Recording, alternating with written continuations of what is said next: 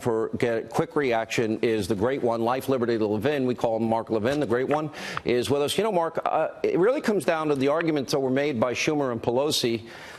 I don't mean to be sarcastic, but it looked like a Saturday Night Live opening skit. But especially considering Chuck Schumer in particular's past support, Obama support, Hillary support, Biden support for barriers and a wall, both in 2006 and 13.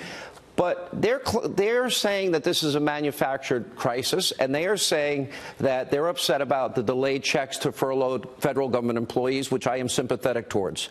But the president is making the case that we have Americans being victims of crime, homicide, sexual assault, other violent assaults, that we have trafficking, that we have that's going across the border, human trafficking, drug trafficking. To me, it's about life and death or inconvenience. This is not manufactured. You can't tell the son of Officer Singh that this is a manufactured crisis. This is a real life and death situation for many American families, and I wanted to get your reaction to tonight's statements. First of all, the president gave an outstanding speech. It was concise. It was compassionate and truly compassionate. He provided the context, both in terms of what's going on in the border, the expense, which is de minimis, and who's really responsible. Now, let's keep a few things in mind when you watch Schumer and Pelosi. They're pathological liars. They've been in Congress over half a century. What the hell have they done about the border? Nothing.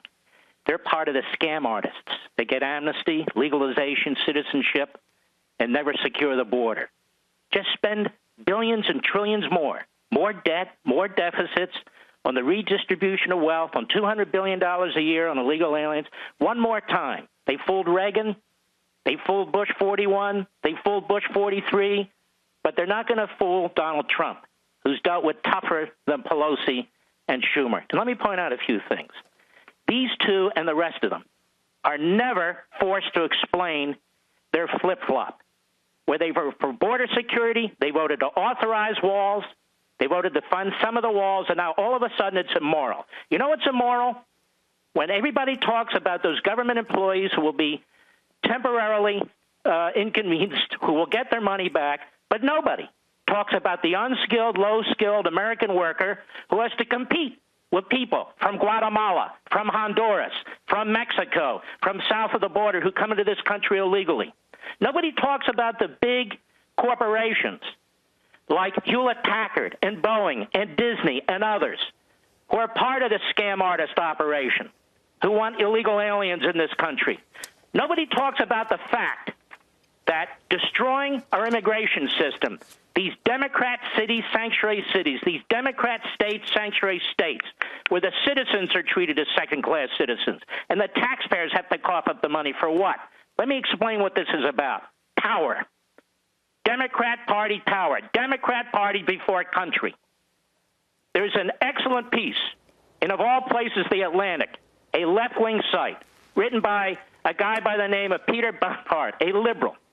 And he says, between 2008 and 26, the Democrats became more and more confident that the country's growing Latino population gave the party an electoral edge. So they switched Salon, which is a left-wing site. They declared, after Obama's 2008 win, if that pattern continues with the Latino vote, the GOP is doomed for 40 years of wandering in the desert. And he goes on to explain this. This is a liberal on a liberal site. That is exactly what's going on. Notice Pelosi and Schumer didn't talk about the American worker. Notice they didn't talk about the communities on the border that are suffering. Notice they never talk about law and order because they hate law enforcement. They never talk about the overwhelming costs involved in health care, the overwhelming costs involved in our public schools. Localities and states, they're barely reimbursed for this. Hey, Mark. We, the American taxpayer, the American citizen, we take it in the neck. One other thing. The Democrat platform in 2008. Read it. Let me ask you, Mark, if I can. The Democrat platform in 2008 basically supports virtually everything the Republican president of the United States said today. The American people haven't changed. The Republican Party hasn't changed.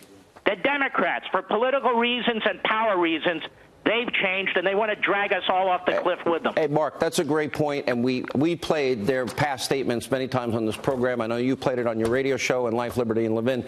I want to get into the issue of legality, and I saw a post that you made, and that is that the president, as the commander-in-chief, has the right to declare a national emergency, which would then therefore give him the funds. Obviously, it would end up in the courts. They go judge shopping. They put it in a court in California, so it would go to the Ninth Circuit. I want to talk about the legality of that, and also, as the commander-in-chief, constitutionally, this is your wheelhouse. Wouldn't he have the ability to say that this is a national security issue, and as such, be able to appropriate funds from the Defense Department as well? Doesn't he have other options here? As usual, no brag, just fact. It's left to me to straighten out all the phony experts on cable and network TV who have law degrees and pretend they know something. It's called the National Emergencies Act. There are a lot of dumb lawyers on TV, Mark. I agree. And basically, Congress passed this to limit what a president could do unilaterally. And there's a provision in the statute. It's a statute, so it's not the president acting unconstitutionally. And in this statute, if Congress wants to reverse or halt what the president is doing unilaterally, it takes a joint resolution of the House and Senate, a majority vote of both. So there is a check. That's number one. Number two, these powers essentially, in different iterations in the past, different laws in the 20 past, seconds, Mark. go back before Abraham Lincoln. They have been exercised multiple times. I would tell the Bushy never Trumpers they were exercised multiple times by George W. Bush. All right, Mark, we have to let it go there. Mark Levin, the great one, Life, Liberty, and Levin, #1 show on the slot Sunday nights, 10 Eastern here on the Fox News Channel.